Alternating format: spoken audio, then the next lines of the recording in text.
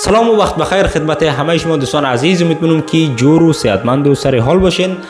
دوستان عزیز، امروز میخواستم که درباره این شخصی را که شما عکسش در بالا میبینین صحبت بکنم. دوستان عزیز، همونطور که همه‌تان میدونین ما تا هنوز بالای هیچ کسی ویدیو جور نکردیم و از پشت هیچ کس هم گپ نزدیم، اما این شخص آمده و از یک شخصی که منفورترین آدم در جامعه افغانستان است میای و تعریف میکنه، فقط به خاطر بیننده، فالوور، لایک.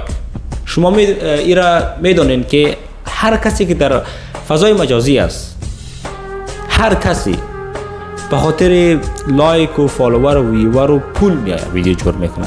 ما و این شخصی را که شما عکسش در بالا میبینین همگی everyone، اگر نه ما یا اینا، هیچ کسی دیوانه نیست که وقت خود ضایع بکنه ویدیو جور بکنه و از هیچ چیزی نگیره. و این آدم به خاطر از اینکه بیننده بگیره، به خاطر از اینکه لایک و فالوورشان بالا بره، میایه و از پشت آدمایی که کوچکترین خدمتی برای وطن نکرده میایه تعریف میکنه و میگه که بابا بود، که ایتو بود. من ایرا میدونم که اشرف غنی طرفداران خود داره هنوزم و آدمای بیعقل است که هنوزم از اینا حمایت میکنه و اینا رو بابا میگه که نمیدونه چقدر خیانت امی بابایشان به اینا کرده که هیچ یک ذره به اونا اهمیتی نمیده امی بابایشان. یعنی توی که طرفدار اشرف غنی هستی، چی فایده اشرف غنی بر تو آمده؟ یعنی فایدهش چی بوده؟ هیچ. دمی 7 و 8 سالی که در حکومت بود هیچ کاری نکرد، هیچ کاری مثبتی نکرد که مردم افغانستان از او استفاده کرده باشه. همه چیز بدتر و بدتر شد. و تو آدم به خاطر از اینکه بیننده بگیری، به خاطر از اینکه لایک بگیری، میای از این آدم منفور حمایت میکنی. و خدا شرم کن.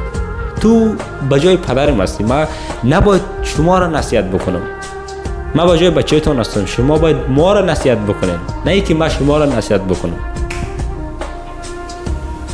آقای آرش عزیز، لطفاً پلیز پیشتان عذر میکنم، پلیز. و از یک سو میایی از طالبان حمایت میکنی. چی رقم است؟ تو هم طرفدار طالب هستی، هم طرفدار اشرف غنی. موضوعت هم معلوم کو.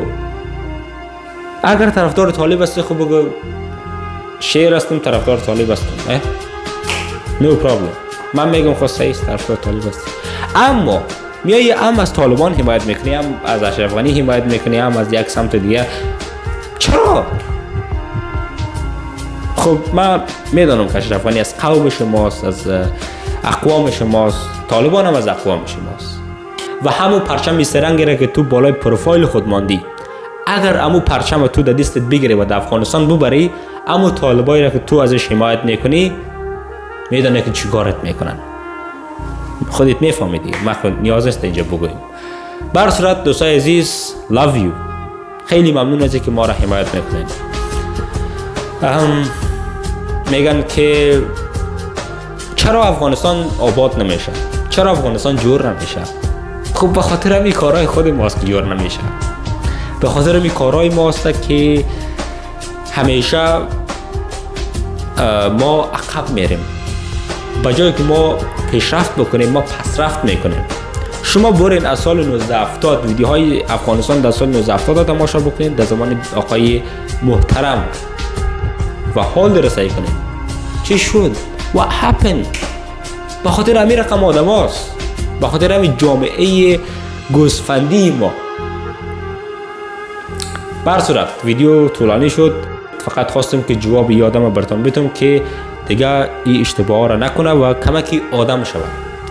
اگر از طالبان طرفداری میکنی خب بگو ما طرفدار طالب هستم. اگر از اشرف غنی حمایت میکنی خب چرا از طالبان حمایت میکنی؟ اشرف غنی در مقابل طالبان جنگید ظاهرا.